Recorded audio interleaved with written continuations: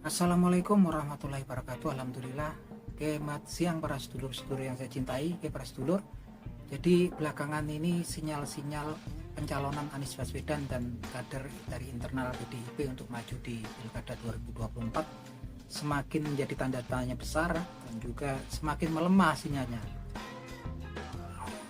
Karena memang belakangan ini kita kemudian mendengar itu kan sinyal-sinyal untuk pencalonan calon kepala daerah yang akan maju di Pilkada DKI 2024 ini muncul nama-nama populer ya dari internal PDIP sendiri. Ada nama Basuki Cahayapurnama atau Ahok dan juga ada nama Pramono Anung. Keduanya memang tokoh populer di internal PDI Perjuangan dan tokoh senior di PDI Perjuangan.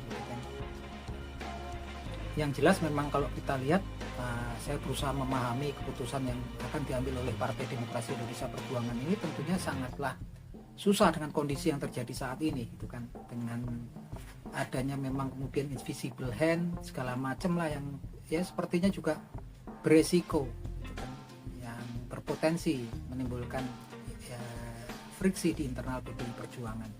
Karena memang kalau kita lihat kemarin memang sepertinya banyak tokoh-tokoh senior dari PDI Perjuangan juga yang menginginkan gitu kan, menginginkan kalau kemudian PDI Perjuangan dengan argumen tertentu kemudian untuk maju mengajukan pasangan Anies Baswedan dengan Rano Karno yang merupakan kader PDIP untuk maju di Pilkada 2024 dengan argumen yang sangat kuat. Salah satunya memang salah satu tokoh yang populer di DKI Jakarta berdasarkan survei salah satunya lah Anies Baswedan, dan dia posisinya posisi puncak dan salah satu tokoh yang memang baik secara background, baik secara komunikasinya gitu kan, baik secara kita lihat tingkat intelektualitasnya. Ini kalau untuk pemilih-pemilih di ibu kota Indonesia gitu kan, yang memang jumlah untuk pemilih daripada kelas menengah ataupun kelas menengah ke atas itu juga besar ya proporsinya di DKI Jakarta ini. Dan tentunya mereka juga tidak akan kemudian berusaha untuk kemudian sebagai pemilih yang pemilih yang sekedar melihat oh ini ideologinya nih religius, demokrat religius, oh yang ini nasionalis, pure nasionalis. Mereka sepertinya orang-orang kelas menengah di Jakarta yang jumlahnya besar gitu kan, pemilih di Jakarta tentunya sepertinya nggak terlalu kemudian berpatokan dengan hal tersebut. Tapi kalau saya sendiri pun memahami, karena memang posisi sulit di internal di PDI Perjuangan gitu kan, karena memang kalau kemudian PDI Perjuangan memilih Anies Baswedan dan dipasangkan dengan calonnya pun juga sepertinya juga resikonya ada, karena belum sepertinya juga karena perbedaan ideologi ya di akar rumputnya itu kan. Apakah mungkin jadi tanda tanya apakah para simpatisannya Anies Baswedan kemudian akan tetap memilih Anies Baswedan kalau kemudian diusung oleh PDIP. Begitupun juga apakah simpatisan daripada PDIP gitu kan, tentu apalagi spesialnya adalah simpatisannya Basuki Cahayapurnama atau Ahoker gitu kan, apakah mereka akan memilih Anies Baswedan walaupun itu dicalonkan oleh Partai Demokrasi Indonesia Perjuangan. Ini kan memang belum teruji nih pertanyaan ini.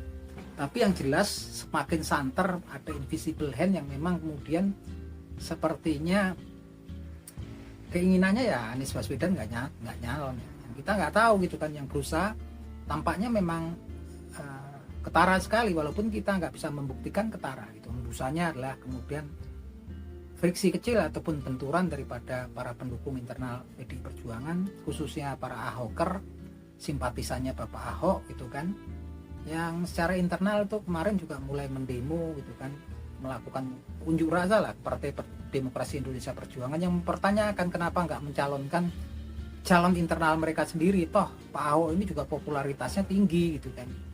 Nah ini menjadi PR tersendiri bagi para pemikir dan politikus di PDI Perjuangan yang memang sudah makan asam garamnya perpolitikan di Indonesia, seperti kayak Bang Adian Apitupulu, kemudian ada Bang Masinton Pasaribu, ada Bung Deddy Sitorus. Tentunya ini perlu diperhitungkan sekali ya gitu kan, karena memang siapa yang kemudian menang di Pilkada DKI Jakarta, orang tersebut sepertinya tinggal satu langkah lagi untuk menjadi orang nomor satu di Indonesia tentunya di Pilpres 2029 nanti. Dan ini sangat penting ya, sangat vital untuk membuktikan bahwasanya Partai Demokrasi Perjuangan masih eksis, masih kuat gitu kan, sebagai salah satu partai yang memang Yang saya lihat kemarin suka nggak suka adalah salah satu partai yang masih berdiri tegak untuk kemudian berjuang mempertahankan demokrasi di negeri kita ini agar berjalan di relnya yang lurus gitu kan, bukan sekedar untuk kelompok, golongan, atau bahkan naifnya adalah keluarga tertentu. Saya sebetulnya pribadi juga berharap banyak bahwasannya apapun resikonya, Anies Baswedan berpasangan dengan Rano Karno itu sebetulnya pasangan yang sangat idealis dan menggambarkan suatu rekonsiliasi nasional ya antara golongan religius demokrat religius dengan golongan pure nasionalis gitu kan. Tapi memang lagi-lagi ini sebuah PR besar bagi para pemikir di internal PDI Perjuangan. Karena yang jelas memang di seberang itu lawannya juga nggak sembarangan, kuat. Ada Ridwan Kamil yang kemudian memang didukung oleh KIM Plus, Koalisi Indonesia Maju Plus, yang totalnya ada sekitar 12 partai yang mendukungnya gitu kan. Dan Ridwan Kamil sendiri bukan orang sembarangan gitu kan, orang juga yang memiliki popularitas yang ya luar biasa gitu kan. Yang jelas ini memang butuh perhitungan. Yang jelas perlu berhati-hati sekali lagi karena memang tampak sekali gitu kan pihak-pihak tertentu yang berusaha membenturkan internal PDIP gitu kan. Spesialnya untuk para simpatisannya Ahok gitu kan. Yang jelas pesan saya pribadi untuk Anies Baswedan, karena Pak Anies ini kalau saya lihat adalah tokoh seorang yang lurus gitu kan, seorang yang lurus, seseorang yang tutur katanya juga baik gitu kan, sosok yang religius, seseorang yang patuh pada orang tuanya. Ini jarang saya temuin untuk saat ini untuk tokoh-tokoh kelas nasional gini ya. Saya begitu melihat beliau mau berangkat memakai kemeja yang warna merah, kemudian berpamitan dengan ibundanya gitu kan. Saya ternyuh, saya memang terharu gitu kan lihat orang yang memang sebaik ini kemudian semoga selalu dalam lindungan Allah Subhanahu wa taala. Dan pesan saya satu ya untuk Bapak Anies Baswedan ini, saya mengutip di Al-Qur'anul Karim sebuah ayat, itu di surat Al-Baqarah ayat 216. Salah satu potongannya bunyinya sebagai berikut: Bismillahirrahmanirrahim, wallahu ya'lamu wa antum la ta'lamun. Dan sesungguhnya Allah Subhanahu wa taala itu tahu, Maha mengetahui segala sesuatu dan kalian tidak tahu. Nah, apapun yang terjadi nanti kalau kemudian Bapak Anies Baswedan tidak jadi dicalonkan oleh Partai Demokrasi Indonesia Perjuangan, atau mungkin ada partai-partai yang lain yang kita nggak tahu yang kemudian mencalonkan Anies Baswedan untuk maju di Pilkada 2024, atau bahkan nggak ada yang mencalonkan.